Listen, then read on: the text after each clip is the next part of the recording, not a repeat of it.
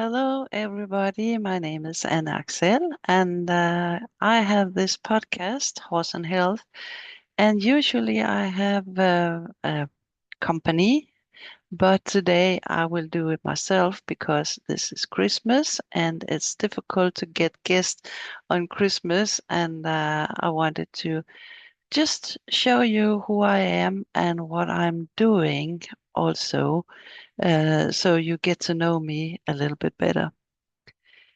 I have helped a lot of women, mostly women, yes, to get back on the horse again if they are afraid of riding. And I have done that for many years. I have had horses all my life, and f- some years ago, I felt it on my own body because I had a lot of horses. I have been a horse dealer. I have been a breeder, and I was never afraid of the horses. But to sit on them was a big deal on a moment in my life. When I was young, it was not difficult at all. I just jumped on every horse, and nobody was too big or too difficult for me. I always saw it as a challenge, and I wanted to, uh, yeah, get along with this horse. And I have always succeeded to ride difficult horses as well. But some years ago, I felt that no, I don't want to ride. I prefer to clean the stable. I prefer to make dinner for my husband and my children. And somehow I thought that, wow, uh, I I don't want to ride. I don't think it's funny anymore. And my conscience told me, wow, you are afraid of sitting on the horse now. And that was a big thing for me because I I had a lot of horses, and I thought, what can I do? My all my life I have been with horses, never been afraid, and I dealt with horses, and what can I do? Because horses was my hobby, it was my free time, it was my work, it was everything. So what could I do to get over this? Because I was sure I wouldn't stop with horses at that time. I had a lot, as I said, and I wanted to ride. I wanted to be with the horses. So what could I do? What could I do? So I figured out how to do it. I backed it up and I started all over again and I did some things. And at the same time, I was doing a lot of uh, development, my mind and everything. I had some coaches and not with getting back on the horse, but setting my mind and all these things. So I got to learn a lot of things and also um, self-development and hypnotherapy. I also learned to do that, and I have combined all these things. And then 5 years ago, I thought that I might help other people as well because I could see and I could hear that was a lot of people who had the same problem as me. I didn't know where it came from. It was just someday I've no, I don't want to ride. I don't want to sit on the horse. And I knew that was wrong because I love riding. I find a big joy in it. So I couldn't figure out what happened to me.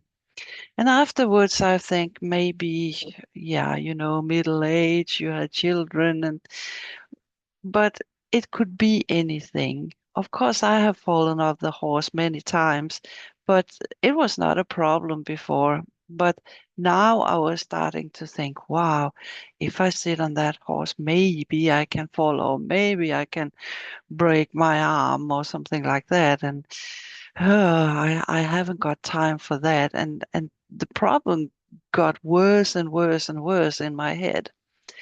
And as you know, as I told you, that since over 5 years ago, I started to help other people with this, and I can hear and see that there's a lot of women who have the same problem. And it just comes from nowhere.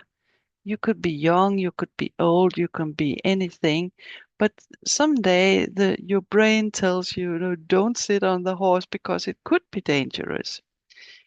And the time before I was afraid, I never thought, I thought I knew it was dangerous because I had fallen off, I broke my leg and all that, but it didn't matter. It didn't matter. I thought that, yeah, it's dangerous to drive a car as well.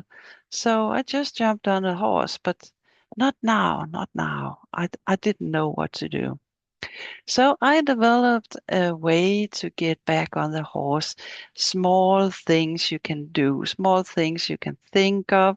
You can change your mind. You can change it to positive things. You can also do small exercises. I used to tell people put your arms up in the sky and look up, and then you get in a better mood, and you just try it. I think it's difficult to explain because I didn't thought of it myself from the start. But these small things you can change in your everyday life with your horse, and it's very important that you come to the stable with a good mind and you are really happy and happy to see the horse because your state of mind is going over to the horse. So if you come to the stable and you're stressed and don't have much time, you thought, I have to ride, I have to do this, and the time is running, and I have to do this. I have been on the work, and I have to go to the children, and this stress is also you are putting on the horse. Even if you can't see it, maybe the horse is calm at first, but if you're stressed and sit on the horse, you will uh, give the horse these vibes in it, and maybe it will be afraid of something when it comes out, when you're going in the forest or something like that. It would be like this, wow, everything is frightening, and you will think of, come on, go. And this stress you would put into the horse, and then things are happen. And when you are thrown off or something happen like that, if you are older, it's devastating because it's difficult to get back on the horse. Then you will always have this on your mind when you are going to uh, mount the horse again. You will have it in your head. Maybe he is doing this today. Maybe he's afraid of the dog is barking or whatever. So it will always come up to you if you don't do anything about it. And as I said, before you go to the stable, up with your hands and look up in the sky and just take a deep breath. So you get all the stress from your body and you're uh, getting good vibes. And when you have tried it a couple of times, you will see that it really helps. And yeah, if you have thought of people who are doing other things, not riding, but are in competition with anything else, they stretch up their arms because you get good vibes from the universe or what you call it. It will give you a good feeling in your body before you are going to the horse. And the horse knows what you are thinking when you get to the stable. He knows or she knows that you are stressed or you are in a hurry. So if you are in a hurry, do much with your horse. Just take it easy and be with the horse for a moment and pet it and groom it or something like that. You don't have to ride every day, and especially not winter time when it's raining, snowing, it's difficult to get out.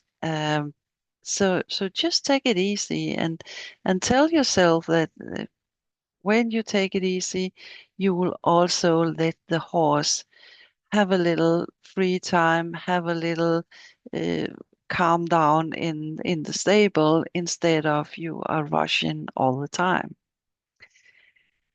And that could it could be that. And you know, uh, a couple of days ago, I had a student, and she was telling me that she was on my course, and she said, "Wow, it was such a nice course."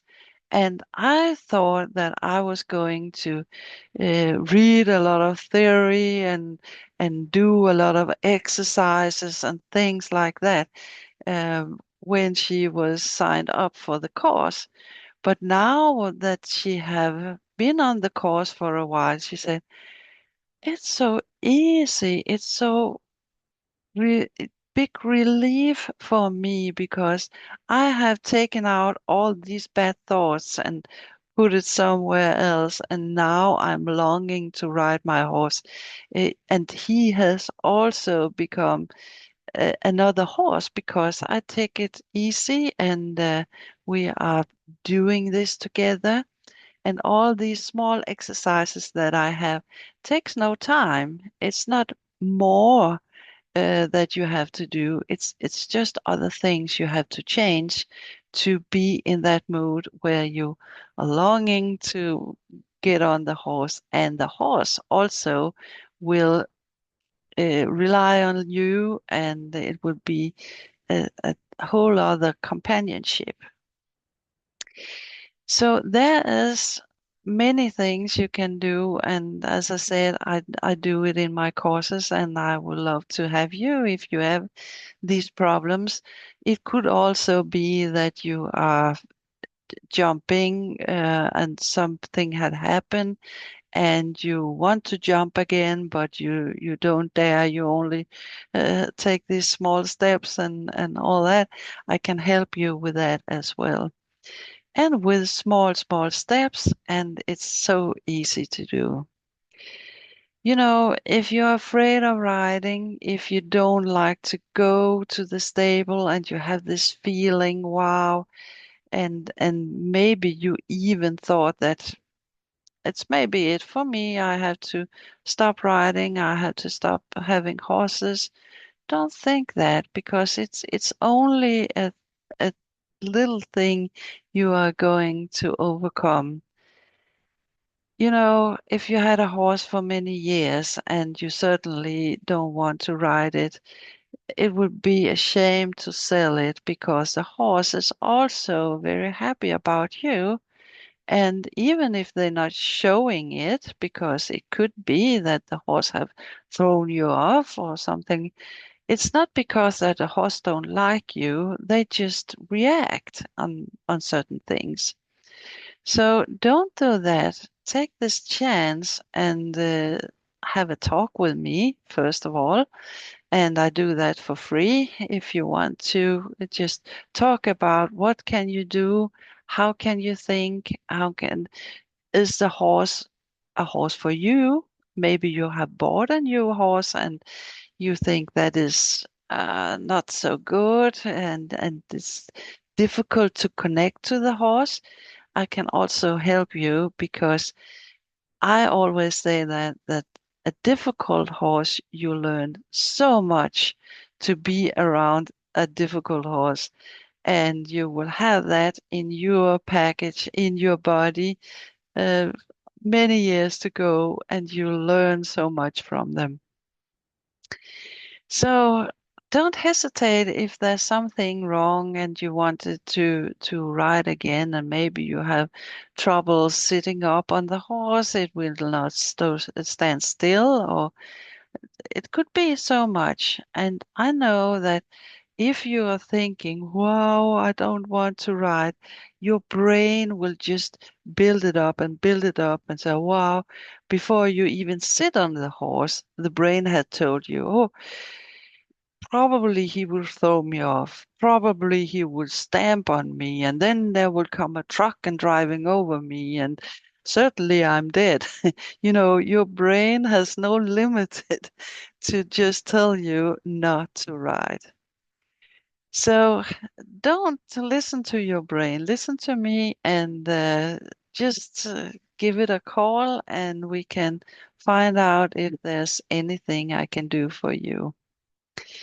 And that is a Christmas wish for all of you, that everybody enjoys their horse and can get along with it and understand it, because I'm also very much into being a friend to the horse, not that the horse should obey you. You should work together. You should be happy together. It should be that the horse also longing to do things together with you. So I hope you will have a very, very good Christmas. And please don't hesitate to call me or write to me, because I can help you. I'm sure about that. And if you I have also a free course you can get and have a look at first, and see if this is something for you. So I wish you a very, very happy Christmas, and I wish you a happy new year as well.